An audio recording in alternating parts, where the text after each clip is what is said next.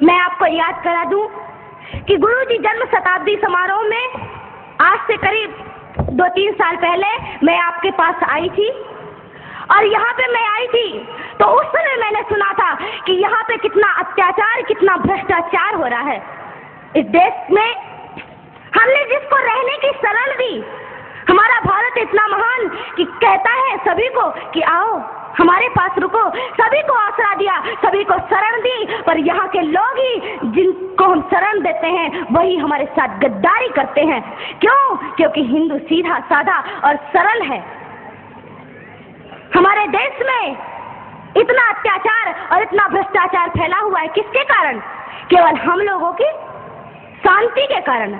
अभी आपने सुना होगा बहुत से लोगों से कि कहते हैं कि आजकल कहते ना लोग कि शांति का अब जमाना नहीं रहा कि माला लेकर बैठ जाओ बस शांति हो गई। आपने गाना सुना होगा, मुझे माफ करिएगा जो इस गाने के अनुयायी होंगे, एक गाना बजता है कि दे दी हमें आजादी बिना खड़ग बिना ढाल, साबरमती के संत तूने कर दिया कमाल। तो ये गाना मुझे बिल्कुल पसंद नहीं है, क्योंकि इसमें आया कि दे दी हमें आजादी बिना खड़ग बिना ढाल। अरे कैसे खड़ग बिना ढाल के बिना आजादी मिल गई? कितने कितने वीरों ने इस देश के लिए सुर कटाए हैं तब हमको आजादी मिली है, बिना लड़े आजादी नहीं मिली है। अरे बिना लड़े आजादी मिल जाती तो राम कह देते ना कि अगर चरखा ले लो और सूत काटो और रावण को पसंद आ जाएगा सूत तो रावण सीता को लौटा देगा वापस। क्यों नहीं राम ने चरखा पकड़ा दिया सबको?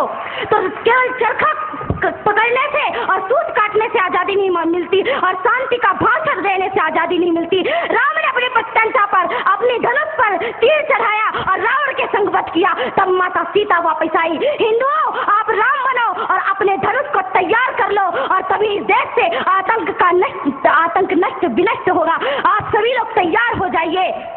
और मैं आपको एक बात कह दूं कि आज आप सभी लोगों को तैयार होना है। जब इस देश में 26 जनवरी को स्वतंत्रता का संग्राम मनाया जा रहा था, आजादी का संग्राम मनाया जा रहा था, चारों ओर खुशियां ही खुशियां थी, तब कश्मीर की केसर की क्यारियों में बारूदी सुरंगें फोड़ी जा रही थी। भाड़े से आए हुए कितने आतंकवादियों ने पता नहीं कितने निरपराध आदमियों को, कितने मासूमों की हत्या कर दी। तो वहां पर किसी नेता ने आंसू नहीं बहाए, पर बाबरी का ढांचा गिर जाने पर रोने वाले नेता छाती पीट पीट कर रोते थे। ऐसे छाती पीट रहे थे जैसे रावण के मरने पे मंदोदरी ने भी अपनी छाती नहीं पीटी होगी।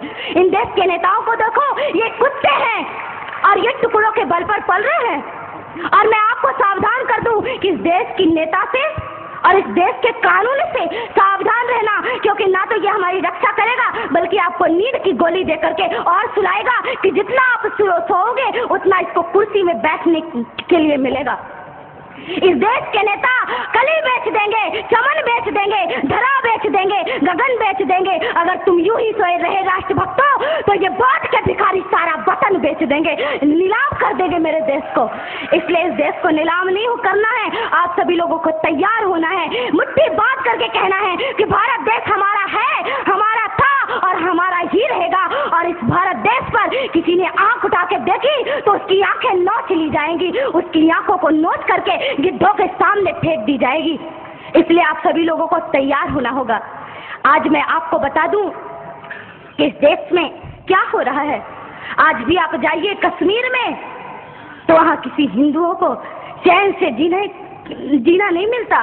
कश्मीर में कश्मीर के लोगों को मार मार कर भगाते हैं। लोग घायल अवस्था में जम्मू के और दिल्ली के फुटपाथों पर लेटे हुए हैं। हमारा नेता कभी भी ये पूछने नहीं आया कि तुम्हें क्या तकलीफ है, तुम्हें क्या परेशानी है।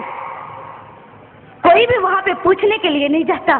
पर मैं आपसे कहती हूँ कि आप तो हिंदू हैं, एक हिंदू दूसरे हिंदू की पीड़ा समझ सकता है। मैं आप लोगों से कहना चाहती हूँ कि अब आतंक का नष्ट होना चाहिए।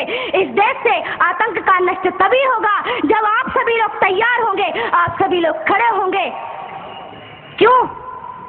हमारे देश में राम सेतु पर ऐसा राम सेतु और भगवान श्री राम द्वारा बनाया गया वह सेतु, उसको तोड़ने की बात कह दो कि जिस हाथों से राम सेतु टूटेगा उन हाथों को हम काट कर फेंक देंगे। और जो हमारे देश में हमारे राम का नहीं वो हमारे तुम्हारे किसी काम का नहीं। जो राम से नहीं मिल सकता वो हमसे भी नहीं मिल सकता, और उसको लात मारकर इस देश से बाहर निकाल देना है।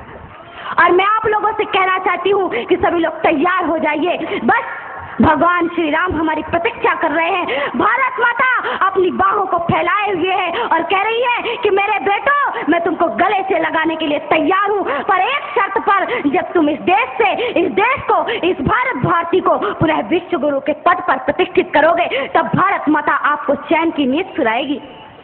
कृष्ण ने गीता में महाभारत के युद्ध के समय पे शंख बजाया।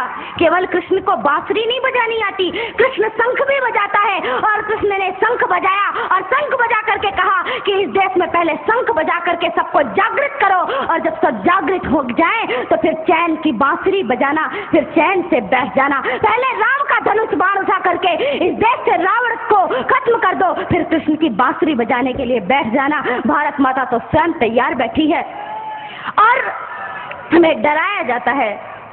दूसरी बात, अभी मैंने आपको कहा कि कुछ तो भय में लोग संप्रदाय जातियों को बदल देते हैं, और कुछ लोग डर के मारे।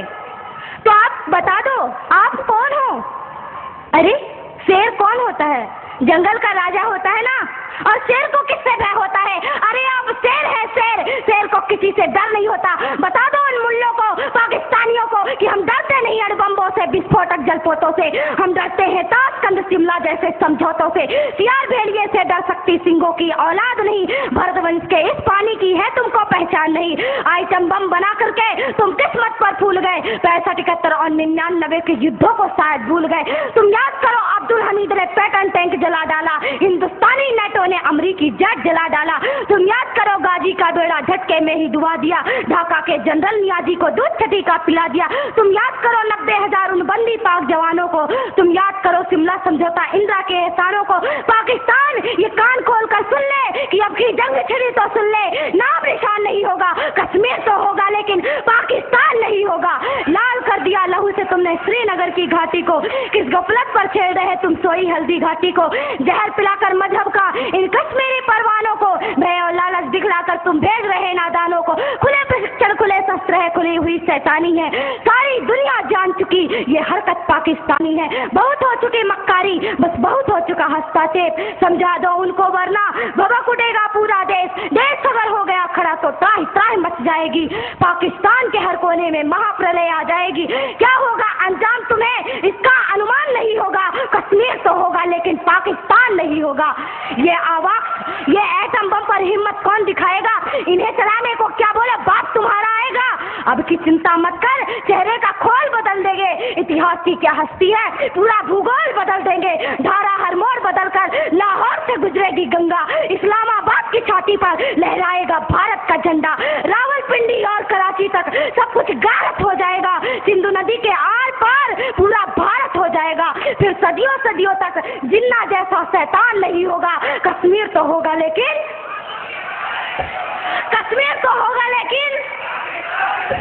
अगर आप ऐसा ही बोलते हैं तो एक दिन मैं सच कहती हूँ कि पाकिस्तान का नामो निशान नहीं रहेगा। इसलिए मेरे देश के बंधुओं, मेरे देश के भाइयों, खड़े हो जाइए। अब खड़े होने का वक्त है।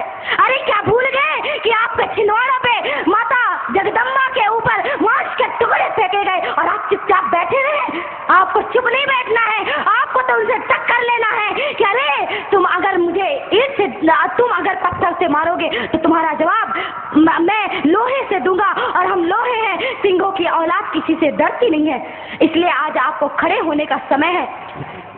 इस देश में कानून बनाया गया। कहते हैं कि राम मंदिर का मामला अभी तक नहीं सुलझा। राम जी का मंदिर क्यों नहीं बन रहा है? क्यों नहीं बन रहा है प्रभु श्री राम जी का मंदिर? कुछ समय पहले की बात थी, कहा गया कि कोर्ट जो निर्णय करेगी वही होगा।